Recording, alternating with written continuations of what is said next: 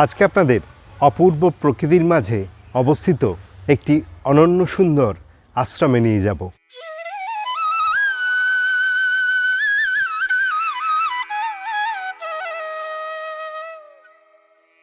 ভারত সেবাশ্রম সংঘ যেরকম আচার্য স্বামী প্রণবানন্দজি মহারাজের পূজা অর্চনা করে থাকে, আমরাও গুরু মহারাজকে পূজা করি।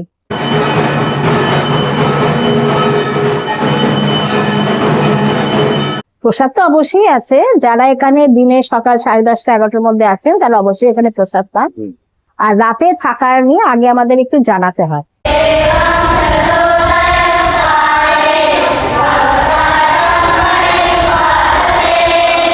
এই আশ্রমটি কোথায় অবস্থিত, এই আশ্রমে আপনারা কি দর্শন করবেন, এখানে ভোগ প্রসাদের জন্য বা অতিথি নিবাসের জন্য কার সঙ্গে কোন নম্বরে যোগাযোগ করবেন, এই সমস্ত বিস্তারিত তথ্য তুলে ধরব আজকের ভিডিওতে।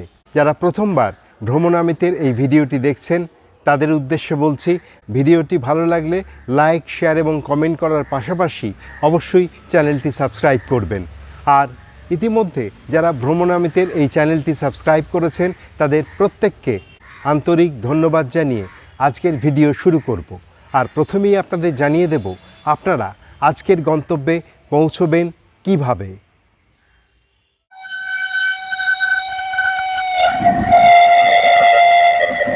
ভ্রমণামিতের আর একটা নতুন ভিডিওতে আপনাদের স্বাগত।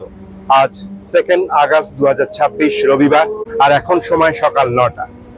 এই মুহূর্তে আমি আছি বনগাঁ লোকালে, যেটা 8:42 শিয়ালদা থেকে ছেড়ে বনগাঁর উদ্দেশ্যে রওনা হয়েছে।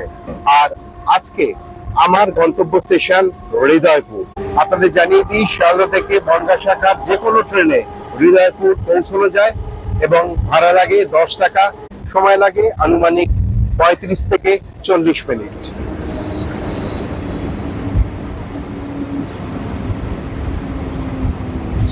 এখন সকাল 9:30। এই মুহূর্তে বনগাঁ লোকাল পৌঁছে গেল হৃদয়পুর স্টেশনে, যেটি মধ্যমগ্রাম স্টেশনের ঠিক পরের স্টেশন, এবং বনগাঁর দিক থেকে এলে বারাসাতের ঠিক পরের স্টেশন হচ্ছে এই হৃদয়পুর। আর আজকের গন্তব্যে যাওয়ার জন্য হৃদয়পুর স্টেশন থেকে ঠিক কিভাবে যাব সেটা আপনাদের অবশ্যই জানাবো। এই হচ্ছে 2 নম্বর প্ল্যাটফর্ম। বারাসাতের দিকে মুখ করে কিছুটা এগুলোই দেখতে পাবেন বাঁদিকে একটি সিঁড়ি রয়েছে। এই সিঁড়ি বেয়ে এখন আমরা রাস্তায় চলে এলাম। এই সামনে যে রাস্তাটা দেখতে পাচ্ছেন, এই রাস্তা ধরে এখন কিছুটা এগোবো। আচ্ছা, আপনাদের জানিয়ে দিই, স্টেশন থেকে কিন্তু কোনো রকম টোটো, অটো, রিক্সা কিচ্ছু করার দরকার নেই, কারণ একেবারেই ওয়াকিং ডিস্টেন্স, খুব সামান্য সময় লাগবে। আর আপনারা দেখলেন আমি স্টেশন থেকে বেরোলাম, বেরিয়ে সোজা যে রাস্তাটা রয়েছে সেই রাস্তা ধরে এখন হাঁটছি। আমি যে রাস্তা ধরে হাঁটছি সেটি হচ্ছে মৌলানা আজাদ রোড বা হৃদয়পুর স্টেশন রোড। মাত্র মিনিট খানেক হাঁটার পরেই আমি একটি মোড়ে পৌঁছালাম, যেখান থেকে রাস্তাটা ডান দিকে টার্ন করছে। স্টেশন রোড ধরে আমি এলাম, একটা রাস্তা দেখতে পাচ্ছেন বাঁ দিকে ঘুরে যাচ্ছে, এই রাস্তায় যাব না, আমরা সোজা চলে এলাম। এসে এই যে ডান দিকে রাস্তাটি রয়েছে, এই রাস্তা ধরে আমরা আর একটু এগোবো। রাস্তা ধরে সামান্য একটু এগোনোর পরেই আমরা পৌঁছে গেলাম আজকের গন্তব্যস্থলের সামনে, যেটির নাম হচ্ছে প্রণব কন্যা সংঘ, হৃদয়পুর, উত্তর 24 পরগনা। এবং গেটের লেখা দেখলে বোঝা যায় এটি 1971 সালে প্রতিষ্ঠিত। তোরণদ্বারের দুদিকে দুটি বৃহৎ আকার ঘট রয়েছে, দ্বার ঘট, সেই দুটিও আপনাদের দেখাই। এই যে দ্বার ঘট, আর তোরণদ্বারের একদিকে রয়েছেন শ্রী হনুমানজি, আর একদিকে আছেন মহাদেব। অপূর্ব সুন্দর তোরণদ্বার পেরিয়ে আশ্রম প্রাঙ্গণে প্রবেশ করলাম। আশ্রম প্রাঙ্গণে প্রবেশ করতেই দর্শন পেলাম সাদা পাথরে নির্মিত স্বামী প্রণবানন্দজি মহারাজের একটি পূর্ণাঙ্গ মূর্তি, যার আদর্শ পাথেয় করে আশ্রম প্রধানা সন্ন্যাসিনী সোমানন্দময় মাতাজি সনাতন ধর্মের প্রচার প্রসারের দায়িত্ব পালন করেন। চলুন তার সাথে আলাপ করাই। নমস্কার, আমার নাম হচ্ছে সন্ন্যাসিনী সোমানন্দময়ী। প্রথমে বলি, প্রণব কন্যা সংঘ একটি সম্পূর্ণ মহিলা প্রতিষ্ঠান। এবং এটা বিশেষ করে দুস্থ মেয়েরা এবং মায়েদের জন্য এর কাজ। এটা হচ্ছে আধ্যাত্মিক একটি প্রতিষ্ঠান এবং ভারত সেবাশ্রম সংঘের আদর্শে মহিলা প্রতিষ্ঠান। মানে ভারত সেবাশ্রম সংঘ যেরকম আচার্য স্বামী প্রণবানন্দজি মহারাজের পূজা অর্চনা করে থাকে, আমরাও গুরু মহারাজকে পূজা করি।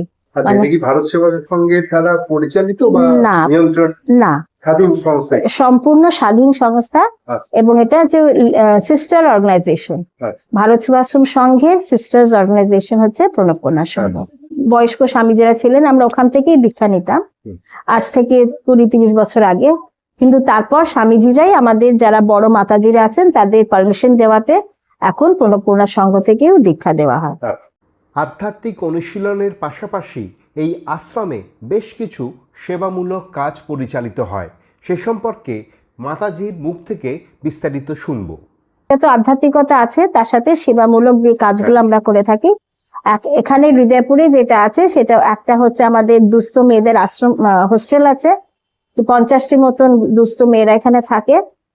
তাদের শিক্ষা, খাওয়া দাওয়া সমস্ত কিছু আশ্রমে বহন করে এবং ভবিষ্যতে তাদের চাকরি বা তাদের বিয়ে আশ্রম থেকেই দেওয়া হয়। এইরকম আমাদের প্রায় 8-10টি মেয়ে আমরা আশ্রম থেকে বিয়ে দিয়েছি এবং তাদের এটাই বাপের বাড়ি আর কি, সেভাবে তারা আসে।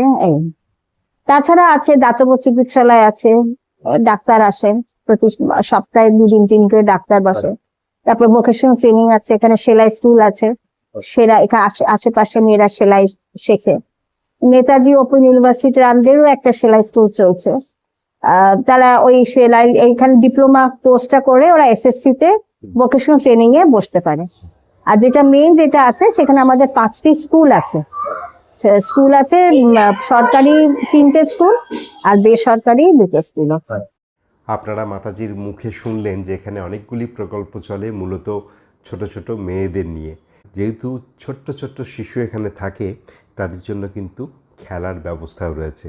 একটি ছোট্ট পার্ক রয়েছে যেটি একদম প্রবেশ তোরণের বাম দিকেই অবস্থিত এবং এখানে অনেকগুলি অ্যাক্টিভিটি রয়েছে, সেগুলো আপনারা দেখতে পাচ্ছেন পরপর। কোথাও স্লিপ রয়েছে, দোলনা রয়েছে।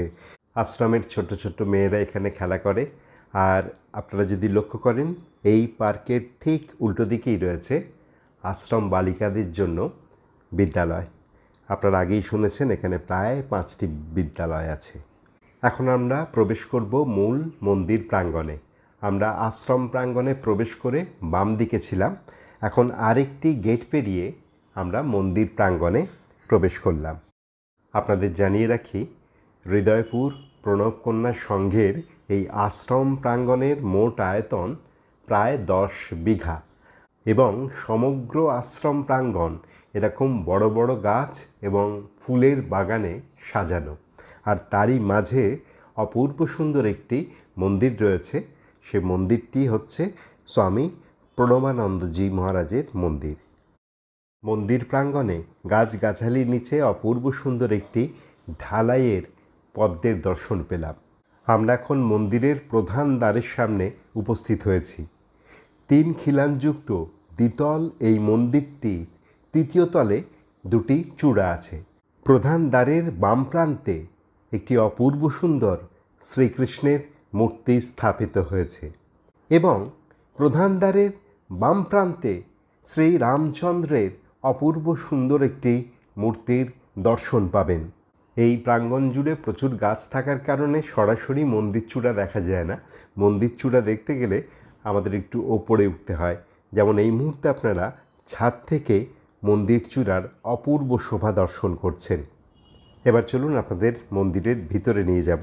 আর এই মুহূর্তে আমরা দাঁড়িয়ে রয়েছি মন্দিরের আরেকটি প্রবেশদ্বারের সামনে।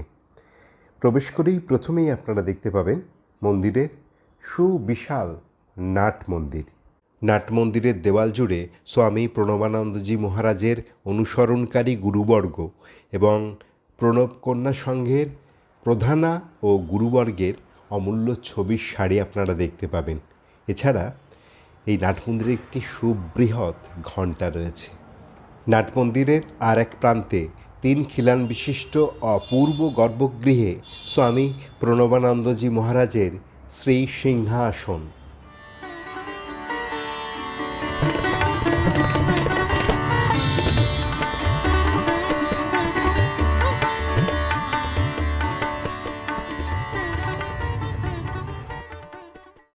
গর্ভগৃহের বাম দিকে রয়েছে মহাদেবের কুটির।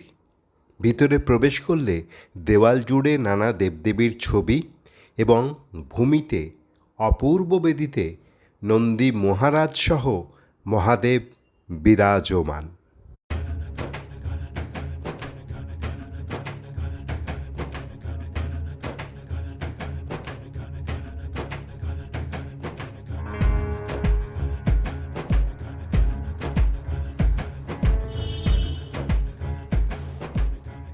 আপনারা দেখতে পাচ্ছেন প্রচণ্ড বৃষ্টি নেমেছে, প্রচণ্ড, এবং প্রায় আধ ঘন্টা হয়ে গেল। এই বৃষ্টি মাথায় নিয়ে কিন্তু বাইরে অনেক কিছু দেখানো ছিল, সেগুলো আপনাদের দেখাতে পারছি না। এমনকি অতিথি নিবাস সেটিও কিন্তু আপনাদের সামনে দেখাতে পারলাম না, কারণ মন্দির থেকে অতিথি নিবাস অনেকখানি দূরত্বে রয়েছে। এখন সময় 10:30, আর 10:30টার সময় প্রত্যেক দিন প্রণবকন্যা সংঘের যে মূল মন্দির এবং মন্দিরের যিনি বিগ্রহ হিসেবে আছেন অর্থাৎ স্বামী প্রণবানন্দজি মহারাজ, তার আরতি হয়। আরতির সেই অপূর্ব দৃশ্য আপনাদের সামনে তুলে ধরব।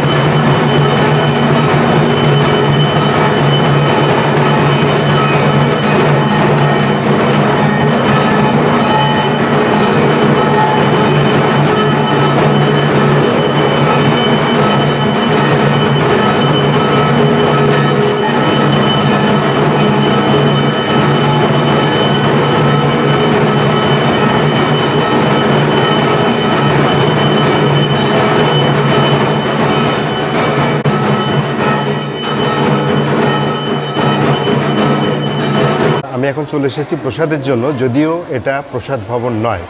আজকে বাইরে এত বৃষ্টি পড়ছে যে প্রসাদ ভবন পর্যন্ত পৌঁছানো প্রায় অসম্ভব। তাই ওপরে, মন্দিরের ঠিক ওপরেই একটি মঞ্চ রয়েছে। এখানে বাচ্চাদের ক্লাস চলছে, আর সামনে দেখুন একটি মঞ্চ রয়েছে।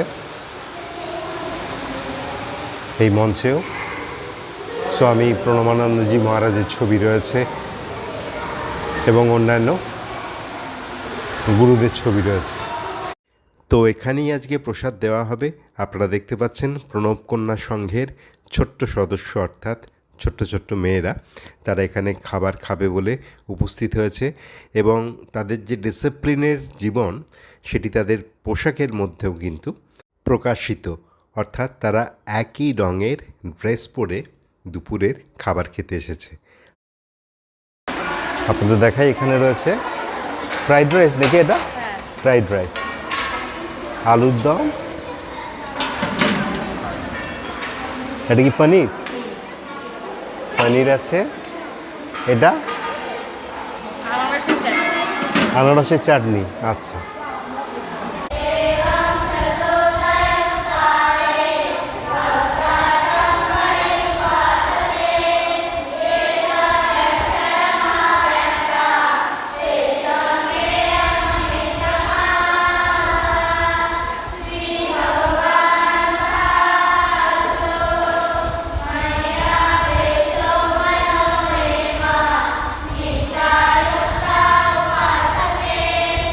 প্রসাদে কি কি রয়েছে সেটা দেখালাম। তার পাশাপাশি বাচ্চারা, অর্থাৎ এখানকার যে ছোট ছোট বাচ্চা থাকে আবাসিক, তাদের মন্ত্রপাঠের পর প্রসাদ নেওয়া শুরু হলো। সেটি অপূর্ব একটি দৃশ্য, সেটি আপনাদের সামনে তুলে ধরলাম। আর আপনারা যদি এখানে প্রসাদ পেতে চান দুপুরবেলায়, সেক্ষেত্রে কিন্তু কোনো মূল্য নেই। এখনও পর্যন্ত মূল্য নেওয়া হয় না, বিনামূল্যেই প্রসাদ দেওয়া হয়। এছাড়া অতিথি নিবাসে যে থাকবেন সেটারও কিন্তু সেই অর্থে কোনো মূল্য নেই। এই অতিথি নিবাস এবং প্রসাদের জন্য কার সঙ্গে কিভাবে যোগাযোগ করবেন সেটা অবশ্যই এখন আপনাদের জানিয়ে দেব। যারা এখানে দিনে সকাল 10:30 11টার মধ্যে আছেন তারা অবশ্যই এখানে প্রসাদ পান। আর রাতে থাকার নিয়ে আগে আমাদের একটু জানাতে হয়, ওখানে রাতে যদি থাকতে চায় তাহলে আমাদের আগে জানাতে হয়। আর এতে কি পুরুষ মহিলা উভয়ের জন্যই হ্যাঁ হ্যাঁ হ্যাঁ, উভয়ের জন্য। আর ফ্যামিলি আসলেই ভালো। ফ্যামিলি নিয়ে আসবে সবচেয়ে ভালো। আর এক্ষেত্রে খরচ কি আছে বা দক্ষিণা কি দিতে হবে?